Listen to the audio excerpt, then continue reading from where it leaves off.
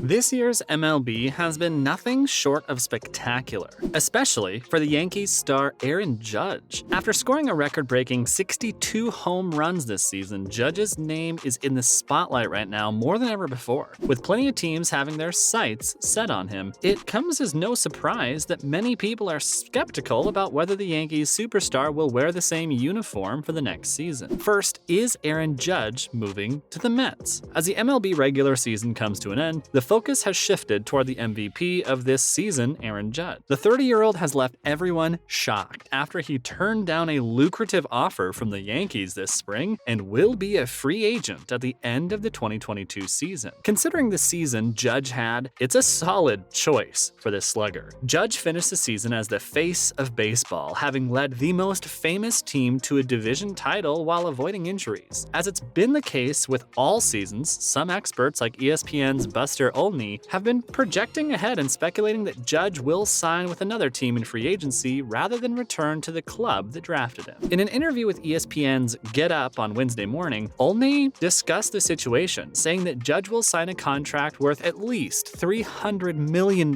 if not more, this offseason, and the Yankees must make him that offer. That could be true if we take the Yankees' offer of $213.5 million in the spring, for example, and the pressure to keep Judge on the team. Fans and spectators are doubtful that he'd leave the Yankees and that they would let him go. Still, according to Olney, there'll be a chance for a smart owner of another team, maybe the Giants, to jump in with a big offer and grab him. He thinks Judge would be a great fit for the Mets, as the team needs a lot of power, and Judge is the most powerful player in baseball right now. Moving on, let's discuss the possibility of the Judge's move. Judge grew up in California and was a huge Giants fan, so it's no surprise that the San Francisco team has been linked to him all year. If they offer Judge a contract that allows him to return home to his family, it'll be difficult for him to say no. That being said, he seems to have enjoyed his time with the Yankees. He's been shining on the biggest stage in one of the major sports of the country and has grown both on and off the field. Considering the Yankees' financial resources and how much money they can offer Judge, and adding to the significance of Mr. Number 99 to the team, it's hard to imagine Judge leaving. However, Olney's comments of the possibility of Judge moving to another team aren't to be taken lightly. Imagine if Judge didn't just leave when he became a free agent, but moved across town to play for the Mets. As Olney pointed out, the team has the financial resources to sign a high-priced superstar like Judge. Adding Judge to the team will significantly strengthen their middle lineup,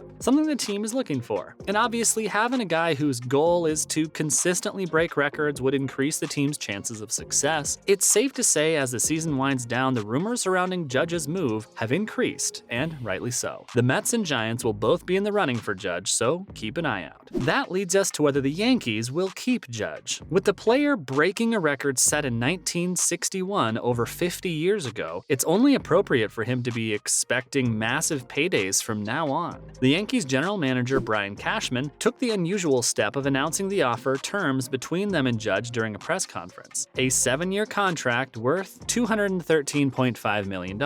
However, according to the New York Post, Judge didn't appreciate that and said that it was something he thought should be private between him and the team. It was also made known that Judge was looking forward to a 9-10-year contract worth $36 million per year. Nearly 6 months after the Yankees' fair offer in spring training, Judge has accomplished the seemingly impossible, earning himself more money. Teams pay for how well someone will do in the future, not how well they did in the past, and Judge has raised his perceived ceiling this year. He can no longer play at just MVP levels and will be expected to make history each season. Yankees president Randy Levine had nothing but praise for Aaron Judge, calling him the all-time Yankees player. The president believes that Judge is more than just an excellent player, and that's why the team gave him the highest-paying contract in the history of the Yankees. Randy also stated that they will sit down with him to figure out the future, and that there's no doubt the team wants him around after wrapping up this season. let's talk about Judge failed to win the Triple Crown. Every team played Game 162, and the regular season of Major League Baseball came to an end. Since the postseason bracket was already determined, the regular season finale had little impact. A few events, however, are noteworthy enough to be mentioned, and Aaron Judge's failure to win the Triple Crown is one of them. In the last 50 years, there's only been one Triple Crown winner, and the last 6 Triple Crown winners have all been from the American League, as Judge missed out on the opportunity.